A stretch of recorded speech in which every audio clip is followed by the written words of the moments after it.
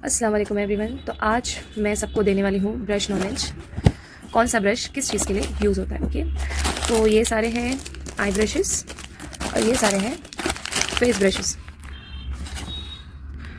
तो बेसिकली कुछ ब्रशेस पे सिर्फ नंबर्स लिखे होते हैं, जैसे कि यहाँ पे P01 टाइप ऐसे कुछ भी लिखा होता है, और कुछ ब्रशेस पे नाम लिखे होते हैं और ज़्यादा ईजी होता है।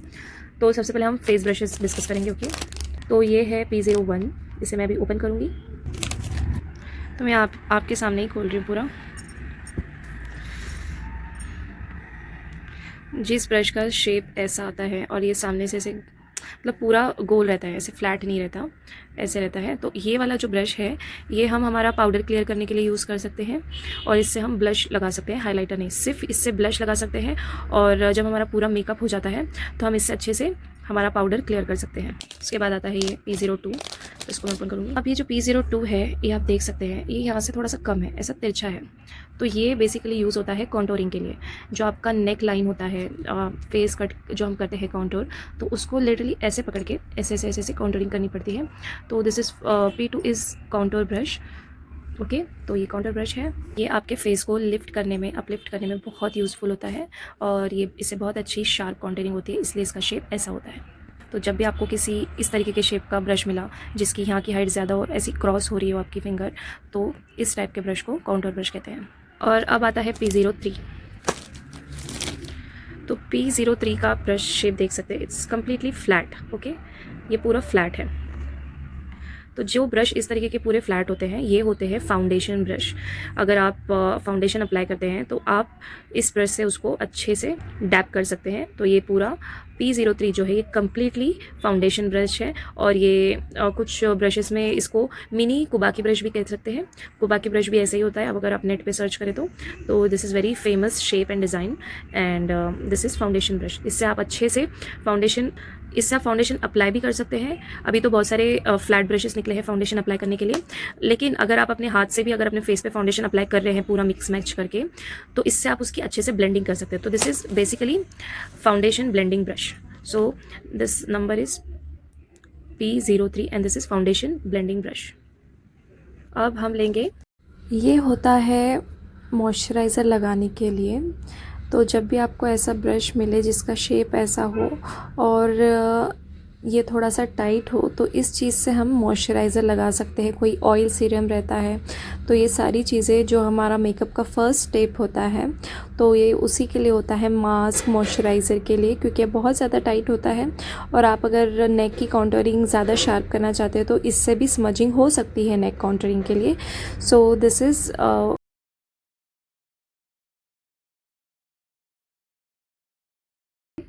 So this is flat concealer brush. आप अंडर आई अपना जो भी कंसील करना है आपको एरिया, तो ये ख़ास उसके लिए यूज़ होता है।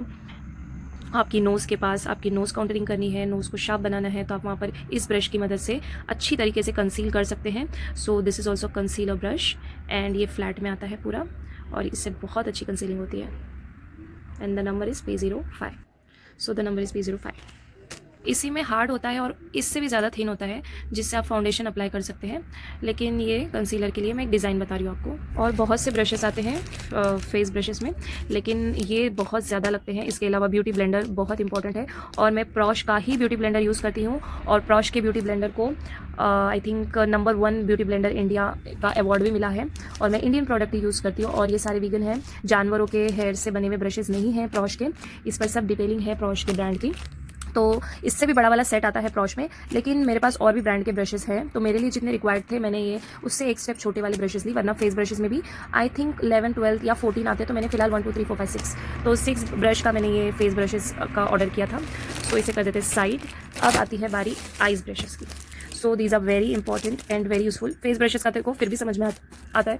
जो लोगों को मॉडलिंग वगैरह करनी होती है, मेकअप आर्टिस्ट, उनको फेस ब्रशेस यूज़ करना मैंडेटरी होता है, क्योंकि शार्पनेस दिखाना बहुत ज़रूरी होता है। But in other case beauty blender से भी काम होता है। मैं अपने क्लाइंट्स पर बहुत ज़्यादा ब्रशेस कंसीलर के टाइम पे यूज़ करती हूँ, लेकिन जब डैबिंग का प्रोसेस आता है तो मैं ब्यूटी ब्लेंडर ही यूज़ करती हूँ, लेकिन सिर्फ प्रॉश का ही ब्यूटी ब्लेंडर यूज़ करती हूँ। दूसरे ब्यूटी ब्लेंडर मैं बिल्कुल यूज़ नहीं करती।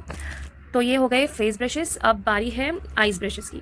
तो ये तो सब जानते हैं, ये आईब्रो ब्रश है, जिससे यहाँ से आप आईब्रो फिल कर सकते हैं और यहाँ से उसे शेप दे सकते हैं। सो ये आईब्रो ब्रश है, और इसकी और एक यूज़ ये हो सकती है कि ये जो ब्रश का एब्रो ब्रश का ये जो पार्ट होता है ये वाला, ये हार्ड होता है, तो अगर आपको काजल लगाकर नीचे का स्मज भी करना है स्मोकी आइज़ करके, तो आप इस ब्रश से भी वो कर सकते हैं। ये नॉलेज है।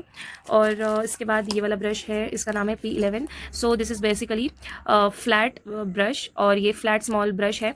ये आपको आई के इनर कॉर्नर पर अगर कुछ अप्लाई करना है, कुछ पॉइंट हाईलाइट करनी है नोज़ की साइड, तो आप यहाँ पे ऐसे खड़ा रख के इससे आप वो कर सकते हैं। And this is again I concealer brush जो स्मॉल साइज़ का है।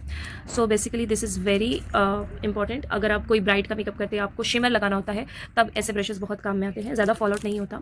Again this is blending brush. अगर आपको आई ब्लेंड करनी है छोटे एरिया में जो ज़्यादा फैले ना, तो उसके लिए छोटी साइज़ के ब्रशेस यूज़ करते हैं। This is also once again blending brush. अगर आपका फॉल आउट हो रहा है तो ऊपर की अगर आपकी थर्ड लेयर ऑफ आई को मतलब स्किन पे जो एब्रो के नीचे थोड़ा साइड रहता है, वहाँ पे अगर आपको कुछ कलर अप्लाई करना है, डिपॉजिट करना है, तो उसके लिए स्मॉल साइज़ का ब्लेंडिंग ब्रश बहुत यूज़फुल होता है। क्योंकि अगर ऐसा बड़ा वाला ब्लेंडिंग ब्रश अगर आप यूज़ करेंगे, ये दोनों में फ़र्क देखो, अगर ऐसा बड़ा वाला यूज़ करेंगे तो पूरा कलर एब्रो तक पहुंच जाएगा, लेकिन ये छोटा वाला यूज़ करेंगे तो उतनी ही लाइन में आ जाएगा। तो उसके लिए small and big blending brush दिया गया, both are very important. Again this is smudge brush. देखो मैंने यहाँ पर भी बताया था कि ऐसे टाइप का ब्रश से आप अपनी आईज स्मज कर सकते हैं, लेकिन यहाँ पर उन्होंने अलग से भी स्मज ब्रश दिया है। और आजकल के जो ब्राइड मेकअप हो, पार्टी मेकअप हो, उसमें किसी को ग्लिटर लाइन चाहिए रहती है, तो उस वक्त ये ब्रश बहुत काम में आता है। बस आप थोड़ा सा डिपॉजिट कर लो कलर इसके ऊपर टॉप पर, तो इसका जो अपर टॉप पे जो कलर है वो डायरेक्टली डिपॉजिट होगा एक लाइन की तरह। इसके लिए थिन और फ्लैट होता है। अगर आपको पूरे एरिया में भी डिपॉजिट करना है कलर आई के, तो उसमें भी आप ये इजीली इस ब्रश के थ्रू कर सकते हैं। Again this is a lipstick brush. ये बहुत ही अच्छा लिपस्टिक ब्रश है, और लिपस्टिक ब्रश हमेशा छोटे ही आते हैं। अगेन मैं ये वाला ब्रश, हाँ ये वाला जो है, देखो ये दोनों में कितना फ़र्क है, देखो एकदम ज़रा बराबर का फ़र्क है, लेकिन it's very hard and it's very soft. देख सकते हैं आप। तो ये इसीलिए सॉफ्ट है क्योंकि ये आई ब्लेंडिंग स्मॉल ब्रश है, और ये लिपस्टिक ब्रश है। ये अगर आपको विंग लाइनर बनाना है और आपको विंग निकालनी है, तो बस आप आईलाइनर लो या फिर कोई काजल लो, उससे आप आराम से इससे विंग बना सकते हैं। और दिस इज़ एक्चुअली में लाइनर ब्रश है, और इस तरीके का कोई भी पतला ब्रश से आप आईलाइन कर सकते हो, लिप लाइन कर सकते हो, बट ये पूरा आईलाइनर ब्रश है क्योंकि ये ऐसे क्रॉस शेप में भी है। And this is again flat brush, और ये कंसीलर का काम करता है। And these are my eye brushes. और ये वाला ब्रश जो है, जो P01 है, इसमें P03 है, हाँ जो P03 है, ओके, ये इससे तो हम फाउंडेशन को ब्लेंड कर सकते हैं। तो ये सारे फेस ब्रशेस की नॉलेज हो गई, ये सारी आई ब्रशेस की नॉलेज हो गई, और मुझे साथ में पाउच भी मिला है। इंशाल्लाह मैं एक आई मेकअप का ट्यूटोरियल भी दूंगी। टिल देन अल्लाह हाफिज़। और कैसा लगा आपको ये ब्रश नॉलेज ज़रूर बताना। अगर कुछ नहीं समझ में आ रहा है तो वो भी बताना, मैं ज़रूर हेल्प करूँगी। तो ठीक है, ये तो बस मैंने मंगाई थी बोले, मेरे पास इसके अलावा बहुत ज़्यादा ब्रशेस हैं। फ़िलहाल ये इतनी नॉलेज है जो एक बिगनर के लिए और एक प्रोफेशनल के लिए इट्स वेरी इंपॉर्टेंट। सो आप भी इसे अप्लाई कर सकते हैं अपने मेकअप में, और देखना फिर आपका मेकअप भी बहुत ऑन पॉइंट होगा। सो जब तक के लिए अल्लाह हाफिज़, और मुझे अपनी दुआओं में ज़रूर याद रखना। Thank you.